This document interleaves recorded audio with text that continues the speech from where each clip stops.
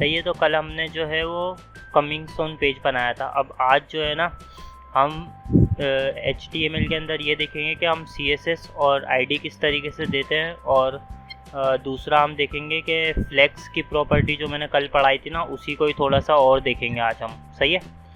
सही है। तो सबसे पहले मैंने यहाँ पर एक HTML का फोल्डर पहले से ही खोल के रखा हुआ है। सही है, विजुअल स्टूडियो कोड के अंदर। अब इसके अंदर मैं एक फाइल बना लेता हूँ index.html की। करो। अच्छा हाँ, एक मिनट। तो मैंने index.php की फ़ाइल बना ली एक, सही है, फोल्डर के अंदर। और HTML की मैंने फ़ाइल बना ली। अब मैं इसके अंदर HTML के बेसिक कोड के लिए एक्सक्लेमेशन मार्क दे के इंटर कर रहा हूँ। सही है, तो यहाँ पर बेसिक कोड आ गया HTML का। सही है, अब यहाँ पर मैं लिख देता हूँ टाइटल में CSS ID इन HTML। सही है, और मैं यहाँ से प्लस दबा के एक और फाइल बना लेता हूँ। उस फाइल का नाम रख देता हूँ style.css। यहाँ से हम प्लस दबाते ना तो फाइल ऐड हो जाती है न्यू, उसका फिर नाम वाम हम रख सकते हैं। सही है, अगर हमने पूरा फोल्डर खोला हो, एक मिनट, हमने पूरा फोल्डर खोला हुआ हो ना, तो हम यहाँ से ओपन फोल्डर अगर करके पूरा फोल्डर खोले हुए तो हम फाइलें जितनी चाहें यहाँ पर ऐड कर सकते हैं। सही है, और इस तरीके से हम एक फ़ोल्डर के अंदर दूसरा फ़ोल्डर भी यहीं से ही ऐड कर सकते हैं, जैसे एसिड्स वगैरह का अगर हमें करना हो तो अभी हमने इसके जो HTML फ़ोल्डर है वो ये वाला फ़ोल्डर है जो मैंने डेस्कटॉप पे रखा हुआ है ना। इस फोल्डर को मैंने विजुअल स्टूडियो कोड में खोला हुआ है। मैंने 2 फाइलें क्रिएट करी थी, तो यहाँ पर दोनों फाइलें क्रिएट हो गई हैं। सही है, और बेसिक कोड HTML के अंदर हमने कर दिया है। Ctrl+S से मैंने सेव कर दी है फाइल। अब जो है मैं इस style.css की फ़ाइल को लिंक कर देता हूँ। तो मैं यहाँ पर लिखता हूँ लिंक CSS। तो ये style.css की फ़ाइल जो इसने लिंक कर दी। सही है जी। अब मैं Ctrl+S से सेव कर रहा हूँ, तो ये मेरा पूरा रेडी हो गया सेटअप ना। अब मैं यहाँ से जो है वही वाली फ़ाइल जो मैं ब्राउज़र में खोलता हूँ उसको मैं खोल लेता हूँ। तो ये मेरी फ़ाइल खुल गई है ब्राउज़र में। सही है, अब जो है सबसे पहले हम क्या करते हैं, CSS के अंदर यहाँ पर एक हेडिंग देते हैं H1 से। उसका नाम रखते हैं ID CSS in HTML। सही है, तो उसी तरीके से हेडिंग आ गई हमारी। और इसके अंदर गैप आ रहा है, तो गैप ख़त्म करने के लिए हम स्टैरिक दे के मार्जिन पैडिंग 0 कर देंगे। सही है, अब जो एक्स्ट्रा गैप आता है बॉडी के अंदर वो सब ख़त्म हो गया है। अब क्या करना है हमें, अब मैं सिखा रहा था कॉन्सेप्ट तुम्हें IDs और CSS का, IDs और क्लास का। तो क्लास हम CSS के अंदर देते हैं, हम किसी भी टैग के साथ है ना इस तरीके से लिख के क्लास, और क्लास का हम नाम दे सकते हैं अपनी मर्ज़ी से कुछ भी। सही है, जैसे मैं इसको नाम दे देता हूँ हेडिंग 1। तो ये मेरी हेडिंग 1 की क्लास हो गई। सही है, अभी तक मैंने CSS करना तुम लोगों को सिखाई थी टैग के साथ। H1 पकड़ के यहाँ पर हम चाहें तो H1 पकड़ के इसका कलर रेड कर दें, तो ये लग जाएगा इसके ऊपर रेड कलर। सही है, मैंने फाइल सेव करी और मैंने यहाँ से ब्राउज़र ओपन किया, रीलोड किया, तो देखो रेड कलर हो गया इसका। ये वापसी करिएगा, रेड कलर H1 दे के रेड कलर मैंने दिया, तो ये रेड कलर आ गया है। सही है, अब यही काम जो है हम टैग के बजाय क्लास से कैसे करते हैं ये समझाता हूँ। तो कोई भी क्लास पकड़नी हो ना CSS के अंदर, तो हम वो क्लास के साथ डॉट लगा देते हैं। सही है, अभी मैंने यहाँ पर क्लास का नाम दिया है हेडिंग 1। तो मैं यहाँ पर H1 की जगह अगर मुझे रेड कलर हेडिंग 1 को देना है ना, तो मैं क्या करूँगा, लिखूँगा डॉट हेडिंग और इसके अंदर लिख दूँगा कलर रेड। सही है, यानी कि यहाँ पर हम क्लास देके उस क्लास को CSS में डॉट लगा के यूज़ कर सकते हैं। सॉरी, यहाँ पर 1 लिखना भूल गया हूँ मैं। तो हेडिंग 1 की क्लास दी और रेड कलर कर दिया। सही है, और ये कोड अब मैं हटा देता हूँ H1 वाला ना। तो अब क्या होगा, अभी भी वही होगा, हेडिंग रेड हो जाएगी। ये थोड़ा समझ नहीं आया। समझ नहीं आया? नहीं, हम टैग देते हैं H1 का। हाँ, टैग के ऊपर हम रेड कलर देते हैं। हाँ, उसकी जगह हमने उसी टैग को एक क्लास दी हमारी मर्जी की। सही है, और उस क्लास के ऊपर रेड कलर दिया है, तो रेड कलर हो गया। सिंपल, हम क्लास पकड़ के रेड कलर दे सकते हैं, क्लास हम जो चाहे मर्जी रख सकते हैं। सही है, और क्लास के ऊपर भी CSS कर सकते हैं। समझाने का मकसद सिर्फ इतना सा था कि टैग के बजाय हम क्लास के ऊपर भी CSS कर सकते हैं। अच्छा, सही है, समझ में आया या नहीं आया? इसकी एक एग्जांपल दूंगा फिर समझ में आ जाएगा। मिसाल के तौर पर मेरी वेबसाइट के अंदर H1 की 2 हेडिंग्स हैं, सही है। इसको भी मैं लिख देता हूँ फ्लेक्स बॉक्स इन CSS। अभी मैंने H1 की 2 हेडिंग्स दे दी, सही है, लेकिन एक के ऊपर क्लास है और एक के ऊपर क्लास नहीं है। और मैं यहाँ से लिखता हूँ H1 और उसको मैं कलर दे देता हूँ रेड, सही है। तो मेरी दोनों H1 जो है रेड हो गए। अब मैं चाहता हूँ कि भाई मेरे दोनों नहीं हो, मेरा सिर्फ ऊपर वाली हेडिंग हो, नीचे वाली हेडिंग ना हो। तो मैं क्या करूँगा, ऊपर वाली हेडिंग को एक क्लास मैंने असाइन करी हेडिंग 1 के नाम से, और मैं अब H1 की जगह इस क्लास को पकड़ लूँगा हेडिंग 1 करके डॉट डाल के, सही है। तो अब क्या होगा, अब जो क्लास जिस टैग के ऊपर ये वाली क्लास होगी ना, सिर्फ वही टैग रेड होगा। देखो नीचे वाली हेडिंग ब्लैक हो गई, ऊपर वाली हेडिंग रेड हो गई। सही है, क्लियर हुआ?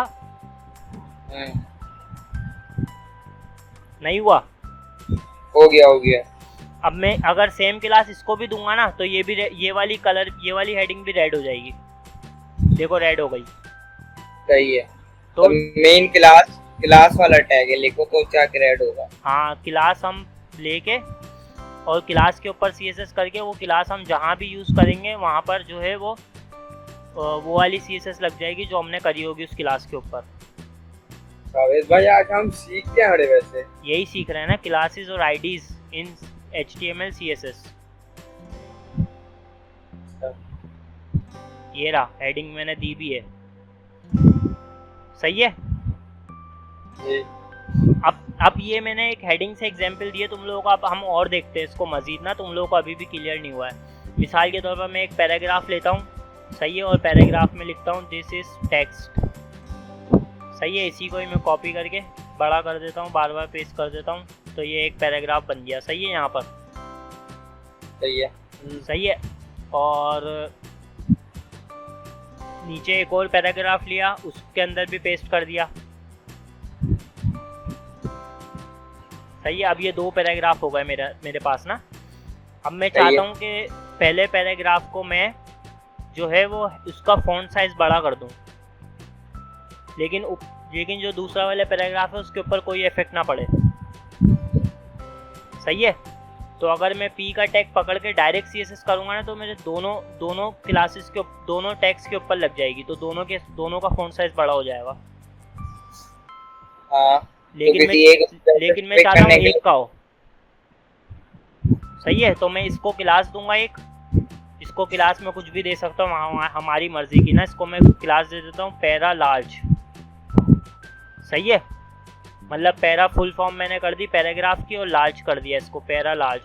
अब इस क्लास को मैं कॉपी करूँगा और अपनी CSS की फाइल के अंदर जाऊँगा, डॉट लगा के इस क्लास को पेस्ट करूँगा, और यहाँ पर मैं फॉन्ट साइज़ को इंक्रीज़ करने के लिए फॉन्ट साइज़ का एट्रीब्यूट लूँगा और इसके अंदर मैं लिख दूँगा प्रॉपर्टी लूँगा और इसके अंदर मैं लिख दूँगा 20 पिक्सल। तो अब देखो पहले वाले का टेक्स्ट बड़ा हो गया, 30 पिक्सल लिखूँगा और बड़ा हो जाएगा, लेकिन दूसरे वाले जो पैराग्राफ है उसके ऊपर कोई फ़र्क नहीं पड़ा,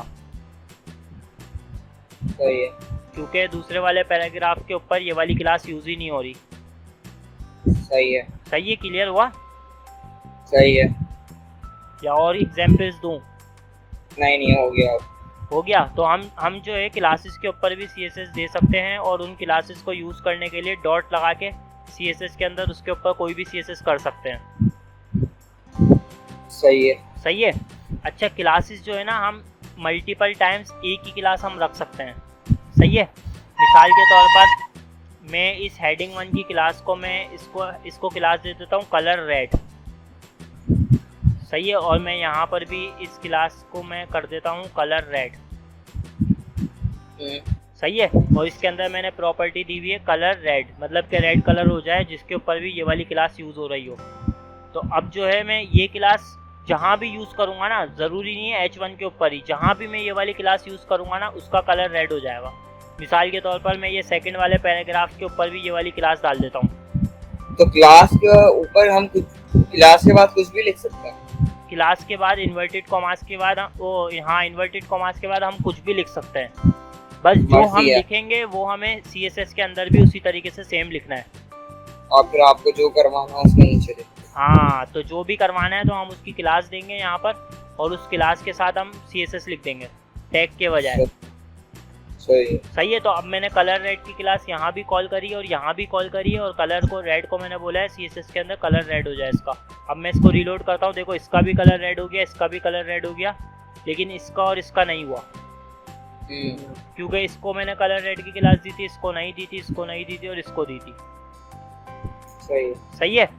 अच्छा भैया आपने क्या जूम किया हुआ है या ये टेक्स्ट का साइज बड़ा है? नहीं, मैंने जूम किया हुआ है। जूम किया हुआ है ना? जूम भी किया हुआ है और टेक्स्ट का साइज भी बड़ा है, इसका साइज बड़ा है 30 पिक्सल, और बाकी मैंने जूम इन किया हुआ है थोड़ा सा ना, ये देखो 200 पिक्सल 200% किया हुआ है। अच्छा सही है, ठीक है, ताकि तुम लोगों को क्लियर नजर आए। ठीक है। अब यहाँ तक समझ में आ गया तुम लोगों को? जी।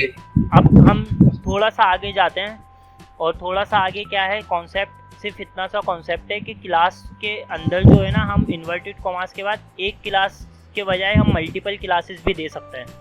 यानी कि मैं कलर रेड के साथ इसी पैराग्राफ को मैं पैरा लार्ज की क्लास भी दे सकता हूँ। तो वो उसी के इन्वर्टेड कॉमास के अंदर लिखेंगे। हाँ, बस स्पेस डालना है बीच में। सही है। फिर एक से ज्यादा चीज हो जाएंगी, मतलब उसका फॉन्ट साइज बढ़ा सकते हैं, कलर भी चेंज कर सकते हैं। कलर भी चेंज हो जाएगा, फॉन्ट साइज भी बड़ा हो जाएगा, सिर्फ इस वाले पैराग्राफ के साथ। सही है। अब मैं इसको सेव करता हूँ, चेक करता हूँ, देखो इसका फॉन्ट साइज भी बड़ा हो गया, इसका कलर भी रेड हो गया। सही है। तो इस तरीके से हम CSS को हैंडल कर सकते हैं। अगर हमें एक ही टैग के ऊपर मल्टीपल काम करने, पैराग्राफ के एक टैग को कुछ और करना है, एक को कुछ और करना है, तो हम उसको क्लास देके हैंडल कर सकते हैं। क्लियर हो गया? जी।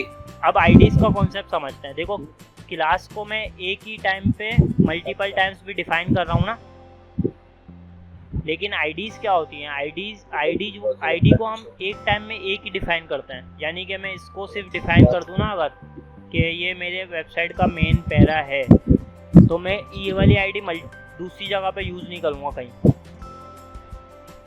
क्या किया, दोबारा बताना। मतलब मैंने क्या किया, मैंने इस पैराग्राफ के ऊपर क्लास आ रही थी, क्लास से पहले मैंने इसको लिखा आईडी, और मैंने इसको एक आईडी भी दे दी। अच्छा। सही है। आईडी में कुछ भी दे सकता हूँ, जैसे मैं क्लास कुछ भी दे सकता हूँ। सही है। इसको मैं दे देता हूँ मैन पैरा। सही है। आईडी दे दी। अब मैं ये बोल रहा था कि मैंने ये आईडी इसको दे दी ना, इस टैग को, अब मैं ये आईडी और कहीं यूज नहीं करूँगा। अच्छा, जैसे आईडी एक स्पेसिफिक को दी जाती है। हाँ, आईडी एक स्पेसिफिक को दी जाती है, और क्लास हम मल्टीपल टाइम्स यूज कर सकते हैं, उससे कोई फर्क नहीं पड़ता। अच्छा, जैसे हम इंसानों की भी आइडेंटिटी होती है, सबकी अलग अलग। एक आइडेंटिटी जैसे इंसानों की होती है ना, वैसे ही इसकी भी एक आइडेंटिटी होती है। ये यूनिक होती है आईडी हमेशा ना, इसको यूनिक बोलता है। सही है। लेकिन इसका यूज मैं अभी नहीं बताऊंगा कि ये एक यूनिक क्यों रखी जाती है, ये मैं अभी नहीं बताऊंगा। ये तुम लोगों को तब बताऊंगा जब हम फॉर्म हैंडलिंग शुरू करेंगे ना, तब बताऊंगा। फॉर्म हैंडलिंग के अंदर आईडीज का यूज ज्यादातर होता है। सही है। लेकिन ऐसा नहीं है कि मैंने इसको आईडी दिया तो आईडी में CSS में डिफाइन नहीं कर सकता। आईडी के ऊपर भी मैं CSS कर सकता हूँ। कैसे करूँगा? जैसे क्लास के साथ मैंने डॉट लगा के क्लास का नाम लिखा है ना, आईडी के साथ हम हैश लगा के आईडी का नाम लिखते हैं। सही है। जैसे मैंने इसको दे दी मेन पैरा। सही है। अब मैं इसका मेन पैरा का मैं फॉन्ट साइज कर देता हूँ, फॉन्ट साइज की जगह मैं इसका कलर कर देता हूँ ऑरेंज। अब देखो इसको आईडी भी डिफाइन है मेन पैरा, और उसका कलर ऑरेंज है, और इसको कलर रेड की क्लास भी डिफाइन है। अब देखते हैं ये कलर रेड लेता है या कलर ऑरेंज लेता है। रेड ही लेगा। रेड नहीं लेगा, ऑरेंज लेगा। ऑरेंज की ज्यादा होगी ना। हाँ, ऑरेंज आईडी हमेशा ज्यादा पावरफुल होती है क्लास से। ठीक है। तो अगर हम कोई आईडी के ऊपर CSS कर रहे हैं ना, इसके बाद भी अगर हम किसी क्लास के ऊपर CSS कर रहे हैं ना तो वो इफेक्ट नहीं पड़ेगी, उसका कोई फायदा नहीं। हाँ उसका कोई फ़ायदा नहीं है, वो इसके ऊपर नहीं लगेगी क्योंकि इसको सही। आईडी के ऊपर CSS दी हुई है। ठीक है। सही है, लेकिन अगर हमें इसको ओवरराइट करना है तो हम कर भी सकते हैं। उसके लिए हमें क्या लगाना पड़ेगा, उस प्रॉपर्टी के जिसको हमें ओवरराइट करना है उसके आगे स्पेस देके हम इम्पोर्टेंट लगा देंगे एक्सक्लेमेशन मार्क के साथ, तो फिर रेड हो जाएगा। अब ये नहीं लेगी, अब यही लेगी। अब सही है। सही है, क्योंकि मैंने इसको बोल दिया कि ये लाजमी लगाओ, ये इम्पोर्टेंट है। इम्पोर्टेंट है। हाँ तो उसने इसको हटा दिया और इसको ही लिया, भले ये आईडी पे थी। तो आपको तो पता है ना कि आपको कौन सा कलर करना है, तो ये इतने लंबी क्यों करनी है इम्पोर्टेंट, और बस आपको तो पता है कौन सा कलर करना है। नहीं, बाज़ वक़्त ऐसा होता है कि जब वेबसाइट बहुत ज़्यादा लेंदी हो जाती है ना, जैसे बहुत सारे पेजेस है, बहुत सारा कोड लिखा हुआ है, तो हमें जो है वो इम्पोर्टेंट लगाना पड़ता है, क्योंकि कोड जो है वो कॉन्फ्लिक्ट कर रहा होता है ना। एक ही CSS ऐसी भी होती है, बाज़ वक़्त रिपीट हो जाती है। सही है, मतलब जब इतना अभी तो मुश्किल हो जाता है। हाँ अभी तो बहुत सिंपल लग रहा है तुम लोगों को ये 10 12 13 लाइनों का कोड ना, लेकिन जब हंड्रेड्स ऑफ लाइंस का कोड होता है ना, 1000 लाइंस का कोड होता है, तो उसके अंदर जो है वो मल्टीपल टाइम्स रिपीट भी हो जाती हैं टैग्स। तो उसमें जब हम ओवरराइट करना होता है ना, तो हम जो है वो इम्पोर्टेंट लाजमी लगाते हैं। सही है? भाई तो एक बात है, तो एक वेबसाइट पे कितना कोड इस्तेमाल होता है? एक वेबसाइट के अंदर कितना कोड इस्तेमाल होता है, सवाल तो देखो बहुत अच्छा है, लेकिन मैं बता दूं कि वेबसाइट के अंदर जो कोड की लिमिट होती है ना, वो वेबसाइट के ऊपर ही डिपेंड करती है। सही है, अगर एक वेबसाइट हम 5 पेजेस की बना रहे हैं तो हम जो है उसके अंदर कोड जो है वो ज़्यादा नहीं करेंगे, 5 पेजेस जितना ही कोड करेंगे। लेकिन एक वेबसाइट है वो 20 पेज की है, एक वेबसाइट 30 पेजेस की है, तो उसके ऊपर कोड ज़्यादा होता है। सही है, मतलब डिपेंड होता है उसके ऊपर। हाँ वेबसाइट के पेजेस के ऊपर डिपेंड करता है, वेब पेज कितना लंबा है इसके ऊपर डिपेंड करता है। सही है, और वेबसाइट को बनाया किस तरीके से गया है, किस टेक्नोलॉजी के ऊपर बनाया गया है, वो डायनामिक वेबसाइट है या स्टैटिक वेबसाइट है, इसके ऊपर भी डिपेंड करता है। अब डायनामिक और स्टैटिक का कॉन्सेप्ट पता है? ना, नहीं पता? नहीं। आने वाली वीडियोस के अंदर और क्लासेस के अंदर मैं बता दूंगा। अभी तुम लोग इतना ही समझो जितना समझाया आईडी और CSS। सही है, जी। अब मैं तुम लोगों को समझाता हूँ कि हम अगर मल्टीपल पेजेस की वेबसाइट बना रहे हैं ना, तो हम पेजेस को रोटेट कैसे कराते हैं, यानी कि एक पेज से दूसरे पेज के ऊपर कैसे जाते हैं, दूसरे पेज से तीसरे पेज के ऊपर कैसे जाते हैं, इसको हम वेबसाइट की नेविगेशन बोलते हैं। नेविगेशन? हाँ, ये बनाना आता है? नहीं है? नहीं आता, चलो ये सीखते हैं। तो अभी मैंने आईडी और CSS का कॉन्सेप्ट तुम लोगों को दे दिया ना जी। अब ये पूरी CSS में हटा रहा हूँ। सही है, और यहाँ तक मैंने सिर्फ ये स्टैटिक वाली रखी है। सही है, और ये पूरा पैराग्राफ भी हटा रहा हूँ मैं, और H1 भी हटा रहा हूँ। सही है, अब ये पूरा क्रैश हो गया मेरे पास ना, ये नहीं बोलो। सही है, सही है, सही है, सही है, सब फ्रेश हो गया बिल्कुल। सिर्फ ये स्टाइल का जो लिंक है वो हुआ है, और स्टाइल की फाइल खुली हुई है मेरे पास। सही है, अब हम नेविगेशन पढ़ते हैं। नेविगेट कैसे करते हैं पेजेस से, एक पेज से दूसरे पेज के ऊपर कैसे जाते हैं। देखो मेरे पास अभी पेज कौन सा खुला हुआ है, index.html यहाँ पर। सही है, और index.html पेज का टाइटल मैंने क्या रखा हुआ है, होम, वो CSS ID in HTML, इसको मैं कर देता हूँ यहाँ से टाइटल होम। अब यहाँ पर होम लिखा हुआ आ रहा है? जी जी। सही है, अब मैं किसी वेबसाइट को खोलूँ ना, तो तुम लोगों ने देखा होगा हम होम से अबाउट के पेज पे भी जा सकते हैं, फिर कॉन्टैक्ट अस के पेज के ऊपर भी जा सकते हैं। तो ऐसे करके नेविगेशन बनी हुई होती है। सही है, तो वो कैसे बनाते हैं ये समझते हैं। देखो मैं नेविगेशन बनाने के लिए सिंपल सा एक A का टैग लूँगा। सही है, उसके अंदर एक href पास करूँगा और A के टैग को क्लोज कर दूँगा। सही है, बस ये हाँ, लिखेंगे बस, नहीं। ये पता है तुम लोगों को, पहले मैंने समझाया भी था। ये बताया था आपने हमें। हाँ ये बताया था ना मैंने, A का टैग होता है एक, इसको बोलते पहली हैं, क्लास में ही बताया था। इसका भी बताया था ना href का। हाँ ये बताया था। हाँ, तो इसी के थ्रू हम नेविगेट करते हैं। डिस्कनेक्ट हो गए? नहीं नहीं यही नहीं है। नहीं सुन रहे हाँ हाँ सुन रहे बोलो हो ना, बोलो। इसी के थ्रू हम नेविगेट करते हैं पेजेस के ऊपर ना। अभी मैं समझाता हूँ कैसे। देखो href जो होता है ना, इसके अंदर हम उस फाइल का पाथ देते हैं जिसके ऊपर हमें यूज़र को नेविगेट कराना हो। सही है, जैसे हम यहाँ पर देते हैं।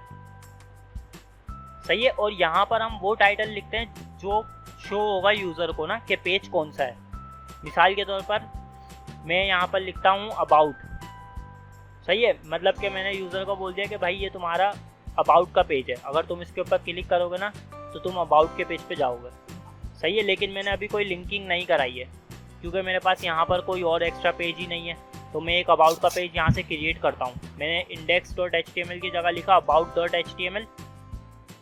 सही है, और यहाँ से अगर मैं तुम लोगों को फोल्डर खोल के दिखाऊँ जो मैंने बनाया है HTML का, इसको मैं रिलोड करूँ तो देखो इसके अंदर अब 3 फाइलें हो गई। index.html वो है जो मैंने अभी खोली भी है। about.html वो है जिसके ऊपर हमें यूज़र को रिडायरेक्ट करना है जब वो अबाउट के ऊपर क्लिक करे। सही है, और style.css वो है जो लिंक करी हुई है स्टाइलिंग के लिए। सही है, तो अब मैंने about.html की फाइल बना ली है और इसके ऊपर भी मैं एक्सक्लेमेशन मार्क से बेसिक कोड लिख दूंगा जिस तरीके से मैंने इसमें लिखा था। सही है, और इसका मैं टाइटल कर दूंगा अबाउट। सही है, और सही यहाँ है। पर मैं एक अच्छी सी हेडिंग भी डाल दूंगा ताकि यूज़र को पता चले कि वो अबाउट के पेज पे आ गया है। सही है, H1 के अंदर। सही है, सही है। अब मैं यहाँ पर आया और यहाँ पर मैं उस फाइल का पाथ दे दूंगा जो फाइल मैंने फोल्डर के अंदर बनाई हुई है। सही है, उसका पाथ क्या है about.html। सिंपल, क्योंकि दोनों सेम फोल्डर में। जी सही है, किसी सब फोल्डर में होती ना तो मैं पहले सब फोल्डर लिखता, फिर एक स्लैश डालता, फिर फाइल का नाम लिखता ना। सही है, लेकिन अभी सेम फोल्डर में तो मैंने क्या लिखा, डायरेक्ट लिख दिया about.html। सही है, अब मैं यहाँ सही से है। पेज को रिलोड करता हूँ।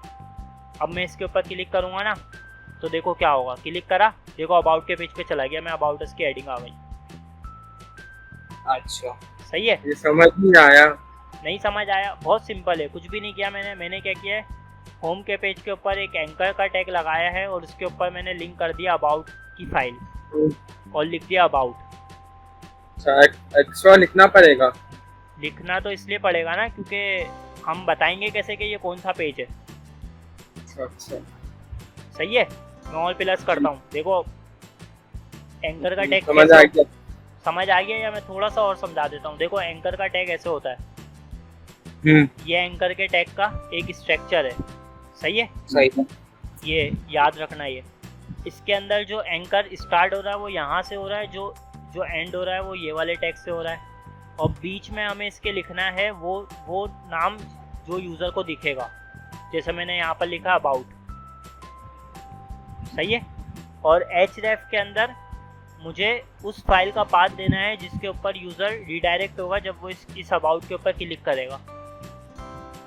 तो मैंने इसके एक्सक्लेमेशन मार्क के अंदर जो है वो about.html का पाथ दे दिया और यहाँ पर लिख दिया अबाउट।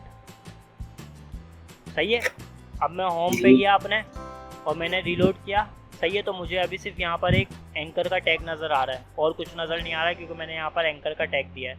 जैसे ही मैंने इसके ऊपर क्लिक किया, अब ये मुझे चेंज कर दी। देखो फाइल इसने चेंज कर दी, ये अबाउट की फाइल पे ले गया मुझे। और अबाउट की फाइल के अंदर मैंने कोड क्या किया हुआ था, H1 के टैग के साथ अबाउट अस लिखा हुआ था, तो यहाँ पर अबाउट अस लिखा हुआ आ गया। सही है, और टाइटल आ गया ऊपर अबाउट। जी क्लियर हुआ? जी अब देखो मैं अबाउट के पेज के ऊपर अभी और क्लियर हो जाएगा। मैं आगे बढ़ता हूँ थोड़ा सा ना, अभी और क्लियर हो जाएगा। मैं अबाउट के पेज के ऊपर आ गया। अब मुझे अबाउट के पेज से वापस से होम के पेज के ऊपर जाना है, तो मैं कैसे जाऊँगा? क्योंकि मैंने यहाँ तो लिंकिंग करी थी, यहाँ पे कोई लिंकिंग नहीं करी है, तो अब यहाँ भी लिंकिंग करनी पड़ेगी। तो यहाँ पर भी एंकर का टैग देता हूँ। सही है, और यहाँ पर लिखता हूँ होम। जब यूज़र क्लिक करेगा तो यूज़र को पता चलना चाहिए कि वो होम के पेज पे जा रहा है। सही है, और यहाँ पर मैं जो फाइल का वो दूंगा पाथ, वो index.html होगा। मतलब मैंने यूज़र को बोला है कि तुम इस होम के ऊपर अगर क्लिक करोगे तो तुम वापस से index.html में चले जाओगे। तो अब मैं इसके ऊपर क्लिक करता हूँ तो देखो मैं वापस से होम पे आ गया, और इसके ऊपर क्लिक करूँगा अबाउट अस पे चला गया। मतलब ये पहले पेज पे ये सब करना पड़ेगा। अलग अलग पेज पे करना पड़ेगा। मैंने अभी अलग अलग 2 फाइलें बनाई हैं। नहीं ना, अपने index.html में दोनों किया ना, अबाउट और ये। नहीं नहीं नहीं, रुको एक मिनट क्लियर कर देता हूँ अभी। यहाँ पर मैंने H1 के टैग के साथ लिख दिया होम, सॉरी गलती हो गई थोड़ी सी। H1 के टैग के साथ मैंने लिख दिया होम, ताकि पता चले हम कौन से पेज पे हैं अभी। सही है। अब देखो यहाँ पर देखो खाली होम लिखा हुआ आ रहा है जी, और यहाँ पे देखो मेरी फाइल कौन सी खुली हुई है, index.html। हाँ index.html मेरी कौन सी फाइल है, ये वाली फाइल है जी इसका कोड कहाँ है, ये रहा, ये फाइल खुली हुई। जी। सही है। इसके अंदर मैंने क्या दिया है, अबाउट का लिंक दिया है अबाउट। और अबाउट का पेज का लिंक दिया है और अबाउट लिखा है सिर्फ, वो ये लिखा हुआ आ रहा है, ये रहा, जी ये रहा, ये लिखा हुआ आ रहा अबाउट। जी जी। अब मैं इसके ऊपर क्लिक करूंगा ना तो ये अब फाइल चेंज हो गई। हाँ, अब ये फाइल कौन सी है, ये वाली फाइल है about.html। हाँ, और इसके अंदर मैंने क्या लिखा था टाइटल में अबाउट, तो ये रहा टाइटल About। अबाउट आ गया। हाँ हेडिंग आ गई अबाउट अस, जो मैंने ये भी डाली हुई है। सही है। लेकिन मैं चाहता था कि अबाउट के पेज से वापस से इंडेक्स के पेज पे जा सके हम, वो हमारा मेन पेज था। हाँ। तो उसके लिए मुझे यहाँ पर भी लिंकिंग डालनी पड़ी जो कि मेरे इंडेक्स की थी। अच्छा, मतलब जो पेज पे डालेंगे हर पेज में डालना पड़ेगा। हाँ ऐसा ही है, अभी के लिए यही समझो कि हर पेज पे डालना पड़ेगा। इसका एक तरीका होता है जो हर पेज पे ऑटोमेटिकली लग जाता है, वो मैं बाद में बताऊंगा। अच्छा, सही है। ठीक है समझ आ गया। बहुत बच्चों की तरह मैंने समझाया, अभी भी नहीं समझ में आया तो फिर तो कुछ नहीं कर सकते।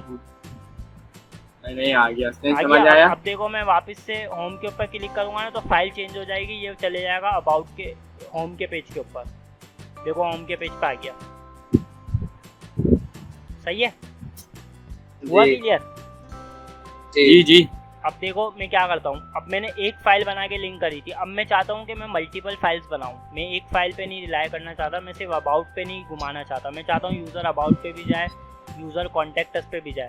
तो मैं इसको क्लियर करने के लिए एक फाइल और बनाता हूँ तुम लोगों के लिए, उसका नाम मैं रखता हूँ contact.html। सही है। देखो फोल्डर में आ गई contact.html, अगर मैं रीलोड करूँ तो देखो आ गई, ये रही। सही है, 3 फाइलें हो गई जी।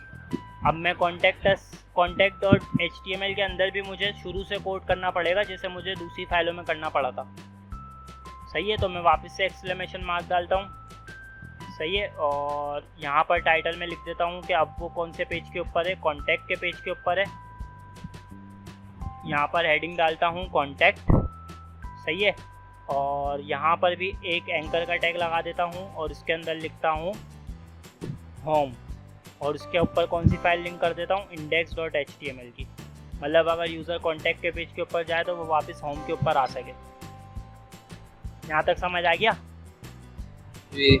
अब मैं क्या करता हूँ, मुझे तीनों फाइलों को आपस में लिंक करना है, तो मैं क्या करूँगा, इंडेक्स की फाइल के अंदर मैंने अबाउट अस दिया हुआ है ना, तो इंडेक्स की फाइल के अंदर मैं एक और लिंक डालूंगा और उसका नाम मैं रखूँगा कॉन्टैक्ट। कॉन्टैक्ट की फाइल लिंक करी और कॉन्टैक्ट लिखा मैंने। सही है। अब मैं होम पे वापस जाता हूँ, रीलोड करता हूँ। देखो 2 लिंक है मेरे पास, अबाउट का लिंक है, कॉन्टैक्ट का लिंक है। सही है। अगर मैं कॉन्टैक्ट पे क्लिक करूँगा तो मैं ये वाली फाइल पे लैंड करूँगा, अगर मैं अबाउट पे क्लिक करूँगा तो मैं ये वाली फाइल पे लैंड करूँगा। सही है। सही है। तो मैं अभी कॉन्टैक्ट पे क्लिक करता हूँ। मैं कॉन्टैक्ट पे क्लिक करूँगा तो देखो मैं मेरे पास वही आ रहा है जो मैंने यहाँ पे लिखा था सब। कॉन्टैक्ट का टाइटल आ रहा है, ये रहा। कॉन्टैक्ट की हेडिंग आ रही है, ये रही। और एंकर का टैग आ रहा है index.html होम, ये रहा। सही है जी। लेकिन अब मैं चाहता हूँ कि भाई कॉन्टैक्ट के पेज से मैं होम के पेज पे तो जा सकूँ, लेकिन मैं अबाउट के पेज पे भी जा सकूँ। तो मैं यहाँ पर एक और एंकर का टैग डाल देता हूँ अबाउट के नाम से भी, ताकि यूज़र अबाउट के पेज पे भी जा सके। सही है। तो मैंने अबाउट लिखा। अब यहाँ पर भी मेरे पास 2 लिंक है। मैं अभी कॉन्टैक्ट के पेज पे हूँ, तो मैं होम के पेज पे और अबाउट के पेज पे जा सकता हूँ यहाँ से, क्योंकि मैंने दोनों लिंक कराए हैं। सही है। तो मैं होम पे वापस जाता हूँ, तो देखो होम पे मैं आ गया, तो मैं अबाउट और कॉन्टैक्ट पे जा सकता हूँ। तो मैं अबाउट पे जा सकता हूँ और कॉन्टैक्ट पे जा सकता हूँ, तो मैं कॉन्टैक्ट पे क्लिक करता हूँ। अब मैं कॉन्टैक्ट से होम पे और अबाउट पे जा सकता हूँ, तो मैं होम पे जाता हूँ। फिर कॉन्टैक्ट पे जाता हूँ, फिर होम पे जाता हूँ, तो ऐसे करके मैं रोटेट कर सकता हूँ। सही है। अब मैं अबाउट पे जाता हूँ। अबाउट पे मैंने एक ही लिंक किया हुआ है, होम। तो अब मैं अबाउट से होम भी जा सकता हूँ, कॉन्टैक्ट भी जा सकता हूँ। मुझे ऐसा बनाना है, तो मैं क्या करूँगा, एक और एंकर टैग लूँगा और इसको मैं कर दूँगा contact.html। सही सही है। तो सारी फाइलें आपस में लिंक हो गई। जी। अब मैं होम पे आ गया, तो मैं अबाउट होम पे आ गया तो मैं अबाउट और कॉन्टैक्ट पे जा सकता हूँ। मैं अबाउट पे आ गया तो मैं होम और कॉन्टैक्ट पे जा सकता हूँ। मैं कॉन्टैक्ट पे आ गया तो मैं होम और अबाउट पे जा सकता हूँ। सही है। सही है। इसको मज़ीद आसान करते हैं। देखो भाई अरे, आ गया, क्या समझ आ गया? या अबाउट का समझ आ गया। समझ तो आ गया, लेकिन हम क्या करना चाह रहे हैं वो समझ लो। हम चाह रहे हैं कि भाई हम जिस पेज पे है ना उसका भी लिंक हम डाल देते हैं। बस इतना सा काम कर रहा हूँ मैं। सही है। अच्छा, तो मैं अच्छा। क्या करता हूँ, एंकर के टैग के अंदर मैं इसी पेज पे हूँ ना, तो मैं इसका भी लिंक डाल देता हूँ, index.html, और इसको मैं कर देता हूँ होम। सही है। अब मैं इसको रीलोड करता हूँ। मैं होम के पेज पे हूँ, लेकिन मेरे को होम का लिंक नज़र आ रहा है। अब मैं क्लिक करूँगा ना, तो होगा कुछ भी नहीं, फाइल कोई चेंज नहीं होगी, बस पेज रीलोड हो जाएगा। देखो हो गया, कुछ भी नहीं हो रहा। जी। अब मैं क्या करता हूँ, मैं इसी तीनों लिंक को कॉपी करता हूँ और मैं सब में पेस्ट कर देता हूँ। सही है। अब सब में लिंकिंग हो गई मेरी, तीनों फाइलों की। अब मैं किसी भी पेज पे जाऊँ, मसला ही नहीं है कोई। होम पे हूँ मैं अभी। अब मैं अबाउट पे जब पेज पे जाता हूँ, मैं तीनों जगह जा सकता हूँ।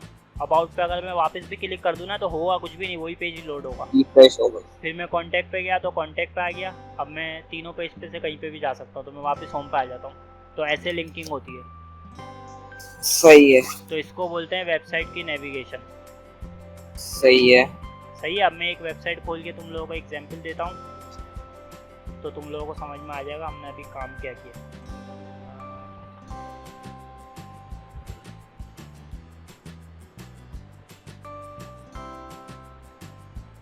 ये एक वेबसाइट है, मैंने खोली है। सही है। देखो इसके अंदर ये टॉप पे आ रही है नेविगेशन ना हमारे पास। हाँ। इसमें हमारे पास अबाउट का पेज आ रहा है, सर्विसेज का पेज आ रहा है, और ब्लॉग का आ रहा है, कॉन्टैक्ट आ रहा है। सही है। और इसको छोड़ दो। तो अब मैं अबाउट के पेज पे जाऊंगा ना, तो मेरी नेविगेशन चेंज नहीं होगी, नेविगेशन अपनी जगह पे ही है। लेकिन मैं अबाउट के पेज पे आ गया हूँ। देखो यहाँ पर मेरे पास अबाउट अस लिखा हुआ आ रहा है। सही है। इसी तरीके से मैं सर्विस पे जाऊँगा, मेरी नेविगेशन चेंज नहीं हुई है, लेकिन मैं सर्विसेज के पेज पे आ गया हूँ। इसी तरीके से मैं ब्लॉग पे जाता हूँ, तो ब्लॉग पे आ गया हूँ, लेकिन सर्विसेज चेंज नहीं हुई हैं। पेज पीछे से मेरे चेंज हो रहे हैं, कोड भी चेंज हो रहा है, लेकिन ये वाला जो डिज़ाइन है ना, ये हर पेज में सेम रखा हुआ है, इसलिए ये ऐसा लग रहा है जैसे हम नेविगेट कर रहे हैं वेबसाइट को ना। तो कॉन्टैक्ट अस पे गया, देखो मेरी चेंज नहीं हुई, ऊपर की नीचे का कंटेंट चेंज हुआ है। अब मैं होम पे वापस आ जाऊंगा, तो देखो नेविगेशन वैसी की वैसी है अपनी जगह पर, और मैं हर पेज से हर पेज पे जा सक रहा हूँ। सही है। तो यही काम हमने यहाँ पे किया है। हमने कॉपी करा कोड, और एक कोड को मैंने सब फाइलों में डाल दिया। तो अब मैं कहीं पे भी नेविगेट कर सकता हूँ। तो ये था नेविगेशन का कॉन्सेप्ट। क्लियर हो गया सब? आज की क्लास क्लियर है? जी। कुछ कंफ्यूजन हो तो पूछ लो।